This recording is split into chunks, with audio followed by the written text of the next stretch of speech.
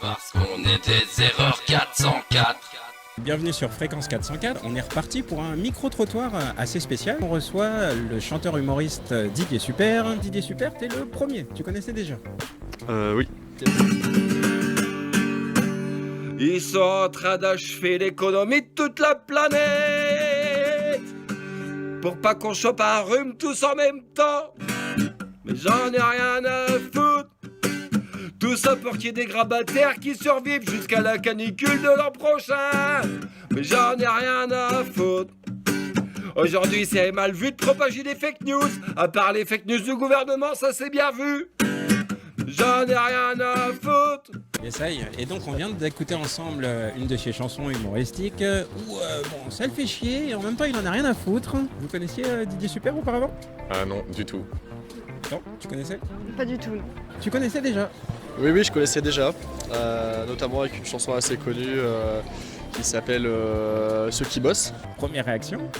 Bah, il a l'air très investi et en colère contre le gouvernement. C'est assez drôle. Franchement, ça va.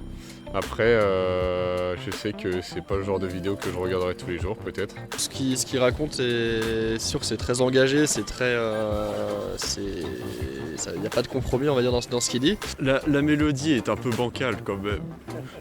Mais le plus important, c'est les paroles. Et oui, j'ai écouté ce qu'il avait à dire, ça m'a intéressé. Il chante pas super bien, mais voilà. Non, mais après, je trouve que c'est une bonne façon d'exprimer sa haine et d'exprimer son ressenti aussi. Enfin, ça change.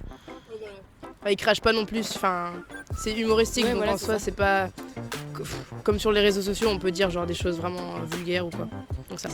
C'était drôle. Pareil, c'est pas mon style de vidéo, c'est pas ce que je regarderais tous les jours, mais c'est vrai que oui, ça aborde le Covid, ça aborde le sujet du jour, mais sous une manière humoristique. Je connaissais juste son aspect musical, et pas forcément politisé de son côté musical.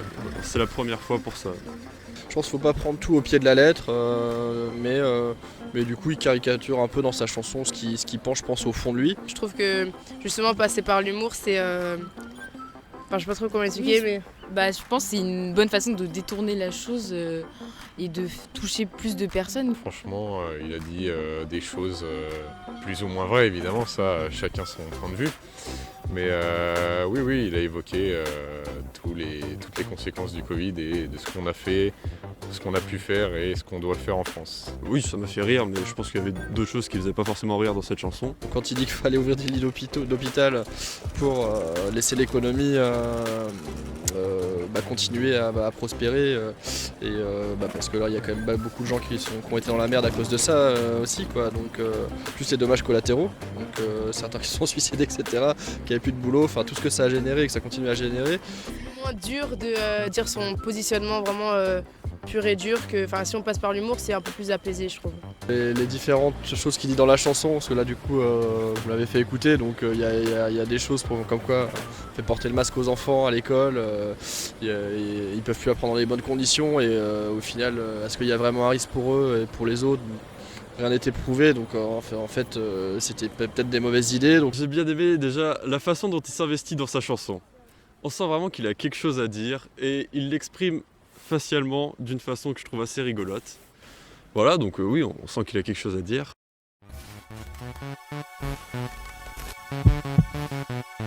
Parce qu'on est des erreurs 404. La question aujourd'hui, c'est de savoir ce que vous pensez de la candidature de Zemmour. Zemmour, c'est un nom qui vous parle là? Oui. Oui. Oui, on en parle beaucoup. Oui, bien sûr, on entend beaucoup parler de lui en ce moment, dans toutes les émissions télé, sur les journaux et tout ça, donc oui, j'en ai beaucoup entendu parler.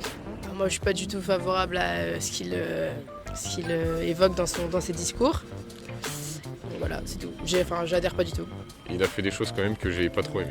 je suis dégoûté que des mecs comme ça se présentent à une présidentielle ou à quoi que ce soit d'ailleurs. Je pense que des gens comme ça devraient fermer leur gueule tout simplement. Moi aussi, je suis un peu comme Didier Super, je dis ce que je pense. Zemmour, c'est un personnage. Il a des idéaux comme tous les autres candidats. Après, il peut faire des choses qui j'aimerais plus ou moins. Donc là, forcément, tout de suite, j'ai pas forcément d'avis. Ça me choque que les propos qu'il emploie soient diffusés à la télé. Après, c'est la liberté d'expression, mais il y a quand même du respect à avoir, je trouve. Il cache pas vraiment son jeu. Hein. Pour moi, c'est plutôt... Si c'était une surprise, ce serait plutôt une mauvaise surprise. Après, pour certains, c'est pas une surprise et c'est pas forcément mauvais. Je supporte pas sa façon de parler, je trouve qu'il est irrespectueux. Certes, il connaît beaucoup de choses, mais je pense qu'il lui manque beaucoup d'intelligence et d'intelligence humaine surtout. Je sais pas, je m'en fiche de sa candidature. Comme dirait Didier Super, J'en ai rien à foutre.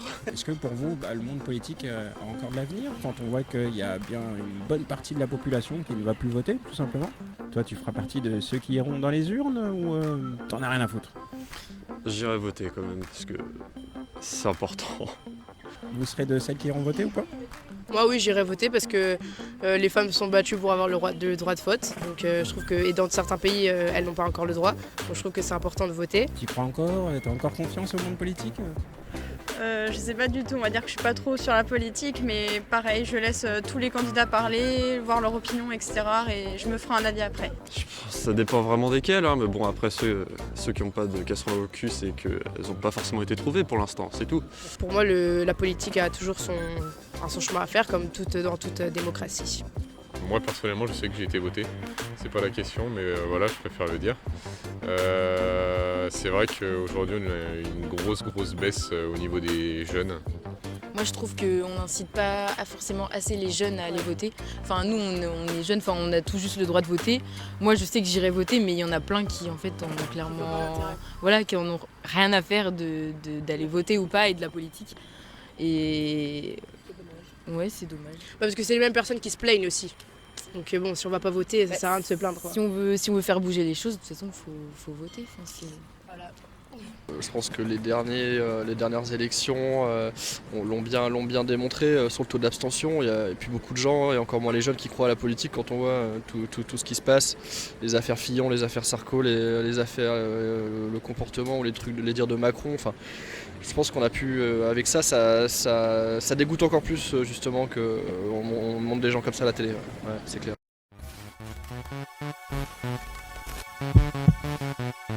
Parce qu'on est des erreurs 404.